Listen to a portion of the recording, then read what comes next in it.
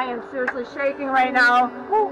This, I don't know, 60-foot fishing boat, feet away from slamming into us during the storm. Hey everyone, welcome to Sailing Sweet Ruka. I'm Kate, this is Curtis, and Roxy the dog. We're two racing sailors that quit our jobs and sold everything to sail around the world via Cape Horn. The pandemic delayed us 2 years, but we are finally getting closer to that southerly goal. Besides this, a collision during our second Atlantic crossing left us making repairs in the city of Itajaí, Brazil. With Curtis's previous knowledge and the wisdom of friends, the repair was finished right as our visas were expiring, and thus it was time to continue on our journey south. But first, we had to say goodbye to our new friends that hosted us at their Airbnb while on the hard. What's the best way to leave Brazil, you ask? Churrasco. Oi! Como está? Ah, muito bom! Legal!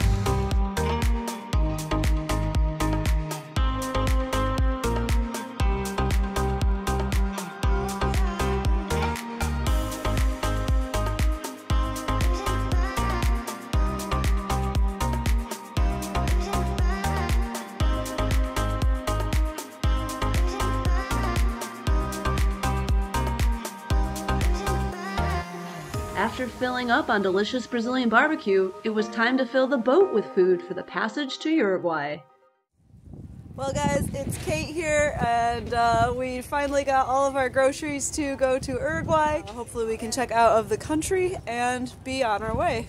So luckily we've got this wagon here to transport all of the food, and our Uber driver was so nice to drive all the way down to the dock, so it makes life easy. Now I just have to get all of this from here to there. Hopefully Roxy stays out of the way. You all back there, buddy? Yeah? Yeah, she's not going to be a help, I have a feeling. So anyways, we're looking forward to our first real cold weather sail here, and we'll see you guys out on the water. Alright, time to load. We checked out of the country just in the nick of time, where we met the nicest customs officer. The next stop on our journey south was Uruguay, where we will spend a little time waiting for temperatures to warm up and probably haul out to finish our bottom paint job that we were unable to get to. Even with our excitement to get back out onto the water, we felt like we were leaving so many new friends behind. Alright guys, it is time for us to leave the Airbnb here with our new friends Wakira and Andre. And we are headed back to the boat finally after lots of repairs. It's like heartbreaking to leave Brazil now after all of our friends that we've made here. So we're gonna miss you guys. I guess I'm almost speechless at our new friends. They're so awesome. We love them. We're gonna really, really miss them. So I think we'll probably make a special trip back here once we go around the Cape of Good Hope in Africa. So we'll make this our first target for sure. Yeah, back onto the boat. Here we go. all right, guys, we'll see you later. Okay. Here we go. Are you excited to go back to the boat? You're excited to go back to the boat? You want to go to the boat? All right, let's go. Vamos.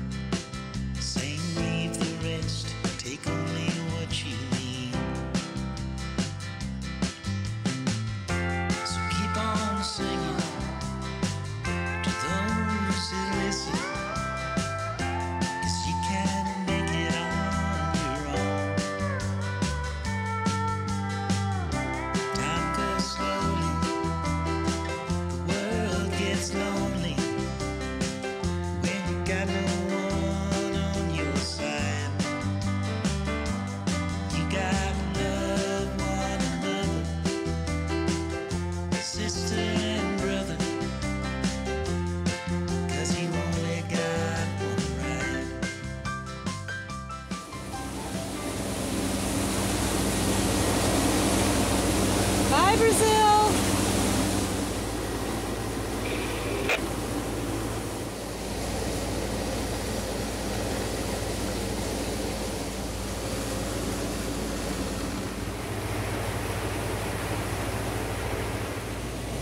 Alright guys, we are leaving Brazil, sorta kinda. We are gonna make a few stops to anchor safely while we wait for the weather to properly get us to Uruguay.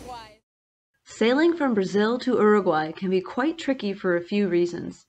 Big storms and sea swells work their way north from the Southern Ocean, but the Brazilian sea current works against the wind, causing large, choppy waves that stack up and make it nearly impossible to continue south. You could say it's similar to the Gulf Stream, where I first learned of my seasickness. On top of this, you can have sustained winds in the 40s or 50s directly on the nose. What makes this extra challenging are the lack of places to find safe harbor. Imbituba is just over 70 miles from Itajaí, but after that there is no safe harbor until Rio Grande, over 300 miles away. Or, as we like to say in Midwest terms, about the length of a Mackinac race. If you decide to bypass Imbituba and the weather system moves more quickly than you were expecting, your likely only option is to turn around and sail with the bad weather, however still against the current. Therefore, it's our goal to either stop in Imbituba and or Rio Grande. Any southerly progress we can make will put us in a better position for weather routing and the rest of our passage. Balneário Camboriú behind me, and just passing some fishing boats on this beautiful day.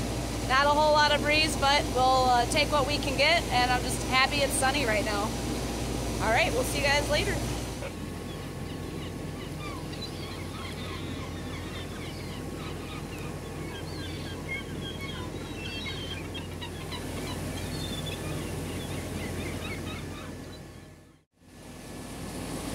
See if I can capture the swell. Whee! Not big waves, but a big swell today.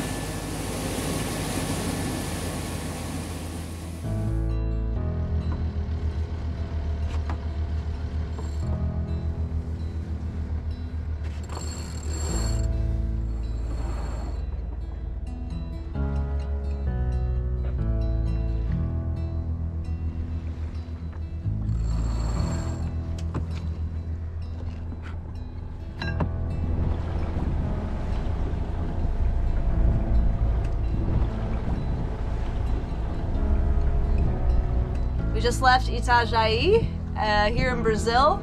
Behind me we've got Portobello. Our visas have run out, and so we are on our way to Uruguay. It was a little bit tricky doing the paperwork, so we didn't quite leave in our weather window, but that's okay. There's a few places that we can stop. One of them is about 73 miles from here, and so we'll stop in Imbituba most likely and anchor for the night before going on to Rio Grande. And that will be the last turn before we go to Uruguay. And we might even skip it, so we'll just see what the weather does. Definitely Midwest vibes going on right now. Hashtag Midwest vibes. But like good ones, not like super cold nor'easters, not yet. we call them southwesters down here. Anyways, beautiful, beautiful sail. I hope it's like this for the rest of the night.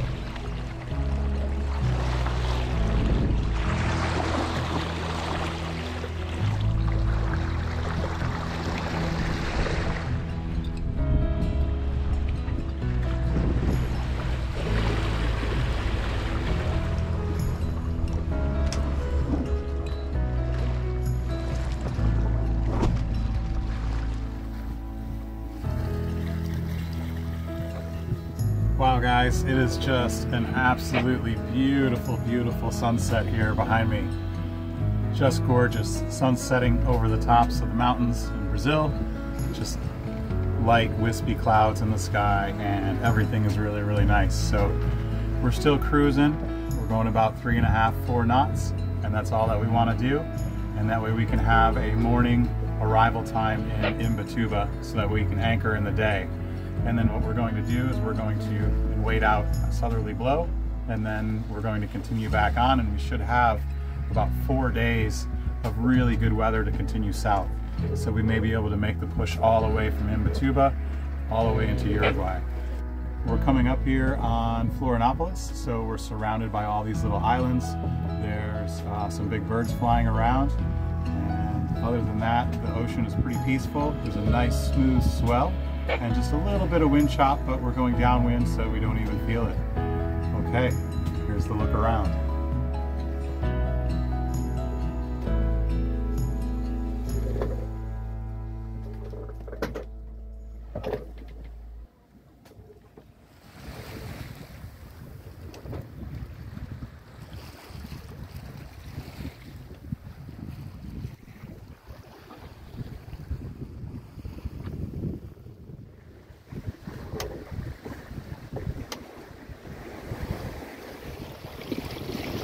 A real quick little tidbit about our sail selection, as the forecast is all for essentially dead downwind.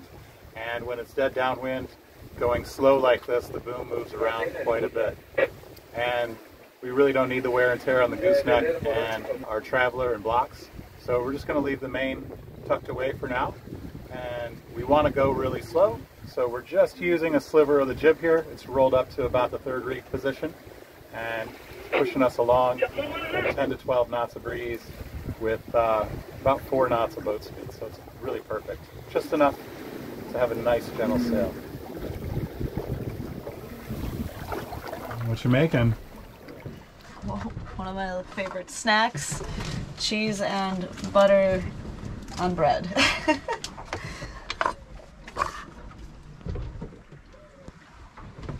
Roxy's interested.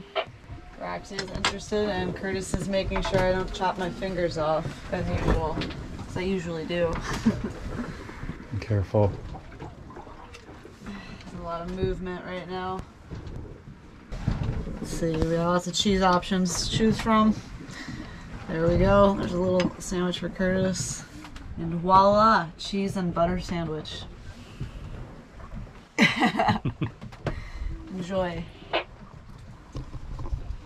Mmm. Salty. Nothing like a salty snack out at sea.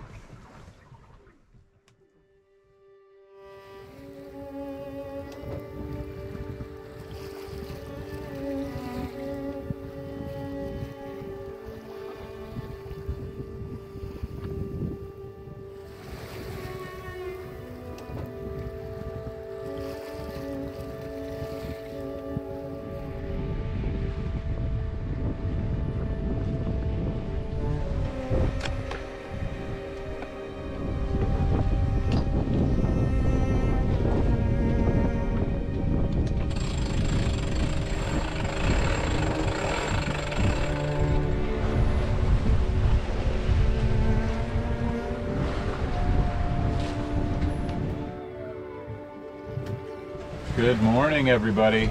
We are here at Imbituba. We should be pulling into the anchorage in about an hour or so. We're still just going really slow, just kind of hanging out.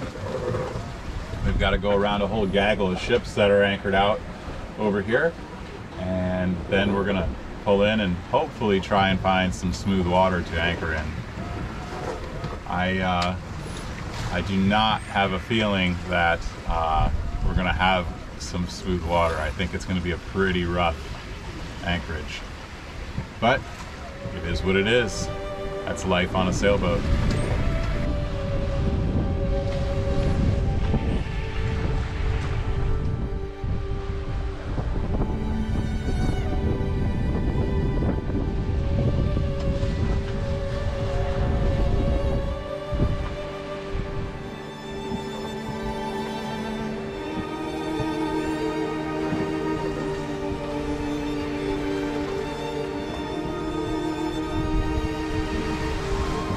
My night was mostly uneventful. I slept through most of it, woke up here and there when I heard Curtis doing things, but took my seasickness pills because it's the first time back out in the water in a long time, and I think I was feeling pretty crummy for a while, so they make me pretty drowsy, and if I need to get up and do things I can, but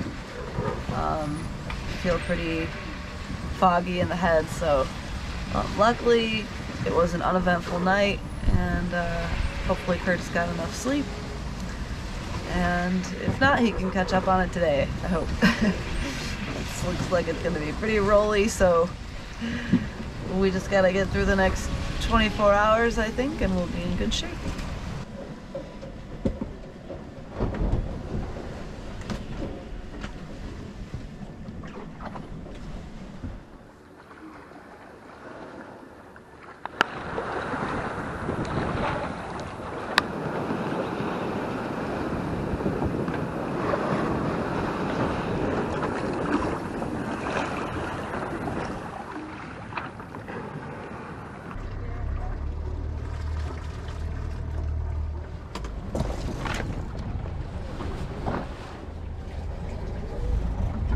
Furling the jib in light wind is the best, but we prefer to furl downwind.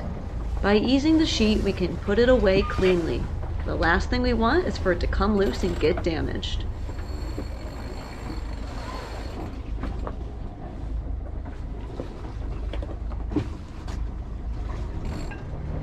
So we're gonna have to work together to find a good spot, okay? I don't know exactly what our spot's gonna be. We keep the anchor tied to the boat when offshore, so that if the windlass fails, the anchor doesn't go plunging into the ocean while we're moving forward and up and down in waves. The anchorage that we are approaching isn't much of an anchorage at all. It's a port made for ships to offload their supplies, with a few mooring buoys for the local fishermen. The channel is dredged deep, and the mooring field is quite shallow, making for a tight fit in the anchoring zone. On top of this, the port is currently wide open to this northerly wind. This is why we sailed slowly, so that we could arrive in the daylight with plenty of time to get the anchor set. There's just not room over here with these buoys. Yeah, but then the ship's gonna come straight this way. While we can anchor in deeper water with the extra rope rod we have on hand, we prefer not to anchor in the shipping channel in this case. So we did our best to anchor on the edge in about 35 feet of water. Previously, we had purchased a new, longer snubber, knowing we could be doing some deep anchoring in the future. With these conditions, it seemed like the perfect time to give it a try. The longer snubber could absorb more of the impact of vibrations as the bow bounces up and down in the swell, keeping the anchor in place instead of jiggling it loose.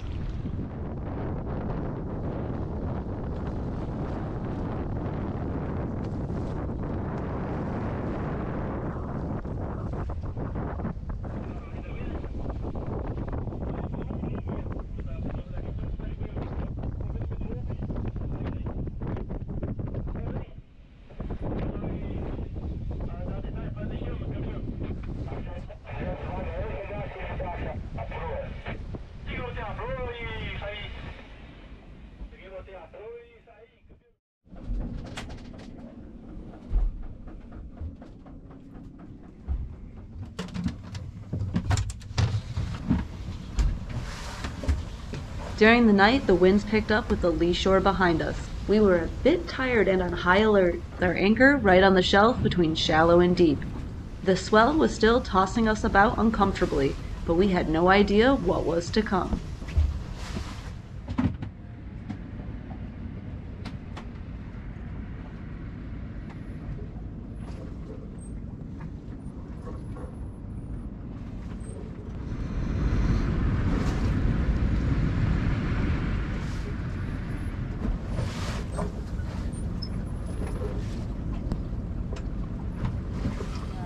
Are here in Imbituba on our way to Uruguay, and we saw gusts over 35 knots this morning, and now the wind is shifting to the south, but the swell is still coming from the north, so we have this really weird wave pattern.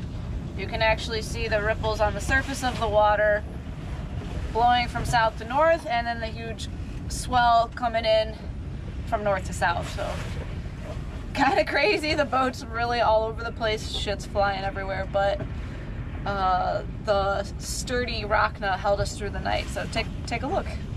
I got a fishing boat coming in right behind us, right at us.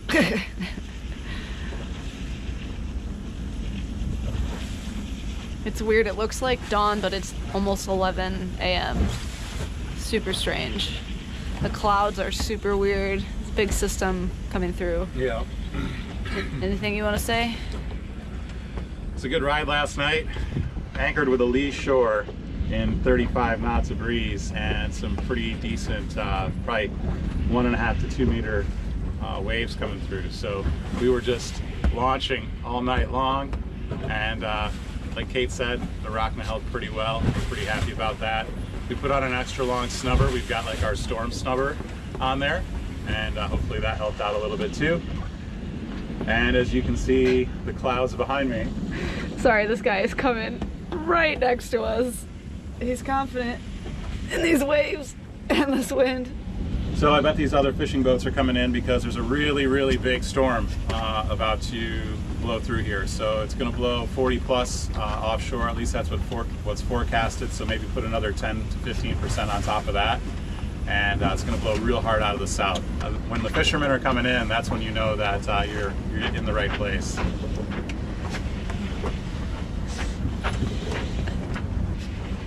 Bon dia. Whoa. Roxy, leave it. You want to say hi to the boat? Babe, hold on to her. All right. Hey. Babe. Stay here. Whoa. I hope they're not going to try and anchor on top of me.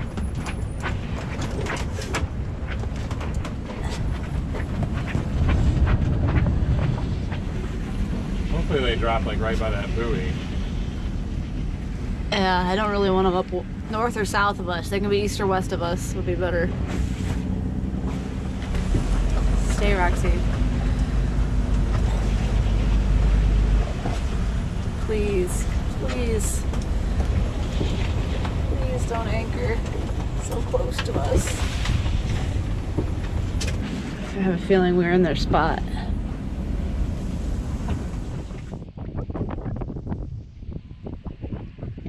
So that's a good spot for them over there.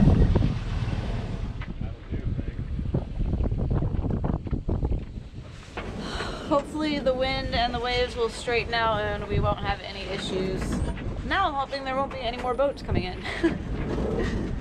There aren't very many places. It looks like a big wide open area, but it's actually really shallow, close to shore. And the rest of this is basically a highway for the cargo ships, so there's really not that much room. And as cool as it would be to go to shore, I think I don't even really feel comfortable leaving the boat in these conditions. It's really, I mean, maybe, but The dinghy ride in. the dinghy ride in itself would be pretty treacherous, and I think we could land the dinghy over there in that corner, okay? I'm sure we could. But yeah, I think I just feel better staying on the boat. This is just a stopping point for us. We knew that going in, so not too bummed about not going to shore. I'll be excited to explore Uruguay. So we just gotta sit through 2 days of this, and then hopefully the weather will be super awesome come Sunday through Thursday. We gotta make it in before Thursday, otherwise we're gonna see another 40 knots from the south. So, if all goes well, it'll be an awesome sail, and we'll be back on our way.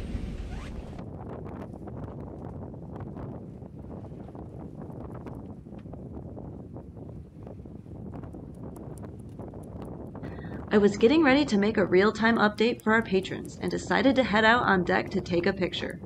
As soon as I popped my head out, I noticed the fishing boat feet from our bow. The following is what happened next.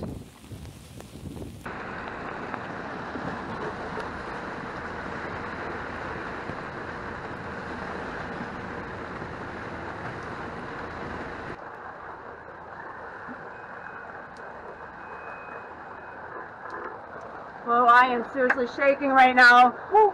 This, I don't know, 60-foot fishing boat, feet away from slamming into us during the storm. I need to go check our anchor line and everything, okay? Okay. Go up, or just hold, you either need to check the wheel or you need to go check our anchor line. Okay. We're over the top of our anchor right now. Yeah, if they drag onto our anchor, we come loose too.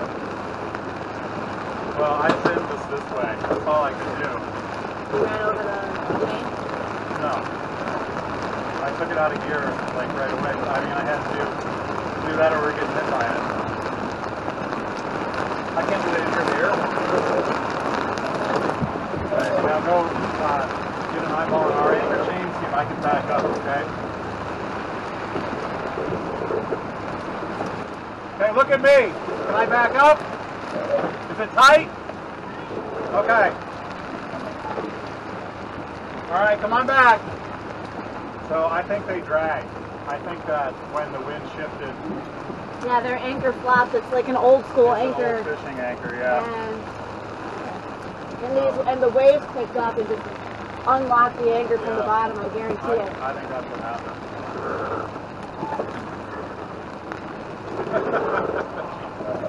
That's funny. Did you see the guy come out of the cabin and just like smile and give us a thumbs up?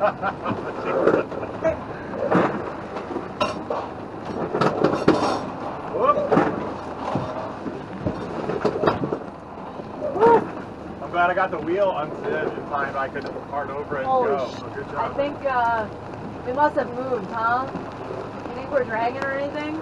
Because we were definitely further that way, weren't we? Like we were more in front of the raft.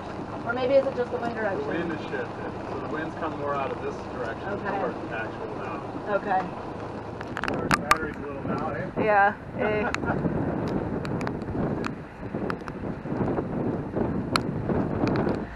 Alright, Kate's taking the foul weather gear back off. And tell us about Old Faithful. Oh. Well, I went up there to take a few pictures for our patrons on Patreon, and all of a sudden there was a fishing boat directly on top of our bow. I said, Curtis, you gotta get out here! So he's like, grab me the air horn! So we both came downstairs, and he was upstairs with the boat key. I came down, threw him up the air horn, and he blasted it a few times, but seemingly no response, because there's a lot of whistling and horn blowing that kind of normally goes on. So he's like, call him on the radio or something. So I just jabbered a whole bunch of random Portuguese words that had to deal with fishing boat and sailing boat.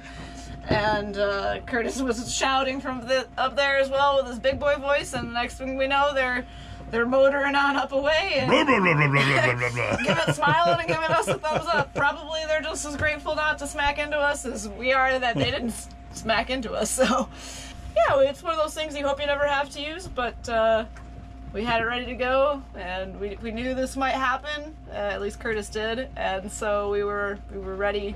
And crisis averted. We are safe. Now push that thing into the camera. Don't honk it. There you go.